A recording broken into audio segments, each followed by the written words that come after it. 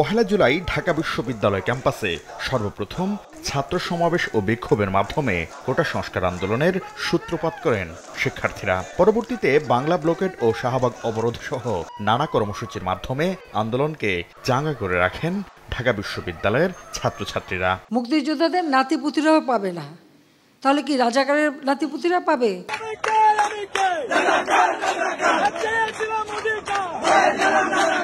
আন্দোলন চলাকালে শিক্ষার্থীদের নিয়ে সাবেক প্রধানমন্ত্রী শেখ হাসিনার আপত্তিকর মন্তব্যের পর রাতেই সর্বপ্রথম ঢাকা বিশ্ববিদ্যালয়ের বিভিন্ন আবাসিক হল থেকে প্রতিবাদ জানান তারা। আমরা স্লোগান দিই যে আমি কে তুমি কে, রাজাকার রাজাকার। এই স্লোগান মূলত ছিল হচ্ছে আমরা রাজাকার এটা না, শেখ হাসিনা যে আমাদের রাজাকার বলে কটাক্ষ করে তার বিরুদ্ধে এটা প্রতিবাদ স্বরূপ। 15 জুলাই প্রতিবাদ মিছিলে ঢাকা বিশ্ববিদ্যালয় ক্যাম্পাসে নারী শিক্ষার্থীদের ওপর হামলে পড়ে নিষিদ্ধ ছাত্রলীগের নেতাকর্মী সহ বহিরাগতরা। এরপরও দমে না গিয়ে তীব্র আন্দোলন করেন শিক্ষার্থীরা। ছাত্রলীগ যখন মানুষত্বের পরিচয় আর দিতে পারে না, যখন পশুত্বের পরিচয় দেয়, তখনই আমার নিরীহ বোনদের উপরে, একদম নিরস্ত্র নিরীহ বোনদের উপরে তারা পশুর মতো ঝাঁপিয়ে পড়েছিল। ছাত্রলীগ যেভাবে টোকাইদেরকে নিয়ে এসে হামলাটা চালায়, এটা আসলে আমাদের অকল্পনীয় ছিল। এমনও অনেক নারীরা ছিল যারা এটাকে ভয় পায়নি, যারা এটা প্রতিরোধের জন্য সামনে দাঁড়িয়ে আরো বেশি সামনে এগিয়ে এসেছে।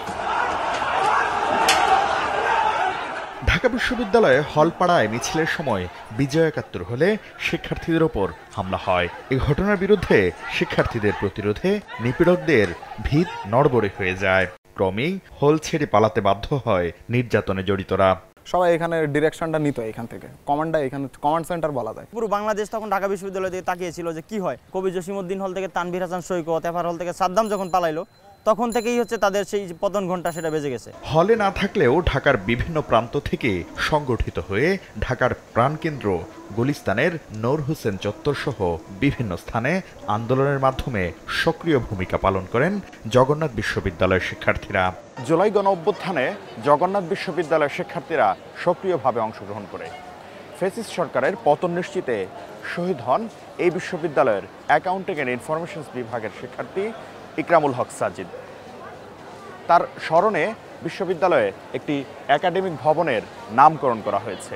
এক প্রকার বারুদের মতো জগন্নাথ কিন্তু এখান থেকে পুলিশের 4টা ব্রিগেড ভেঙে কিন্তু ডাবির যেই শাহবাগে যে ডাবির ছাত্রদেরকে অবরুদ্ধ করে ফেলছিল, হাসনাত বাড়ি ছিল তাদের নেতৃত্বে, তারা কিন্তু এই জগন্নাথের সাধারণ শিক্ষার্থী কিন্তু তাদেরকে উদ্ধার করে। 16 জুলাই রংপুরে বেগম রোকেয়া বিশ্ববিদ্যালয়ের শিক্ষার্থী আবু সাইদ পুলিশের গুলিতে শহীদ হলে আন্দোলনের দাবানল ছড়িয়ে যায় সারা দেশে। যেভাবে প্রত্যক্ষভাবে পুলিশি হত্যাকাণ্ডের মধ্য দিয়ে আবু সাইদকে হত্যা করা হলো, সেই হত্যাকাণ্ডের পর এই আন্দোলন যে একটি বেগ পেয়েছে, সেই আন্দোলন আমাদেরকে সেই 5ই আগস্টের বিজয়ের দিকে ধাবিত করেছে। 18 জুলাই উত্তরায় শহীদ হন বাংলাদেশ ইউনিভার্সিটি অব প্রফেশনালসের শিক্ষার্থী মীর মাহফুজুর রহমান মুগ্ধ। আন্দোলনকারীদের জন্য তার পানি সরবরাহের দৃশ্য নাড়া দেয় দেশবাসীর হৃদয়ে। অভ্যুত্থানে চট্টগ্রাম বিশ্ববিদ্যালয়ের শিক্ষার্থীরা ফেসিবাদের দোসরদের চোখ রাঙানি উপেক্ষা করে কাঁপিয়ে তোলেন চট্টগ্রামের রাজপথ। আন্দোলনে শহীদ হন 2 শিক্ষার্থী ফরহাদ হোসেন ও হৃদয় চন্দ্র তরুয়া। মারা গেল, ওদের কারণেই আন্দোলনটা অনেক বেশি জোরালো হয়েছে। ঢাকা আরিচা মহাসড়ক অবরোধ সহ নানা কর্মসূচিতে পুরো আন্দোলন জুড়ে সক্রিয় ছিলেন জাহাঙ্গীরনগর বিশ্ববিদ্যালয়ের শিক্ষার্থীরা।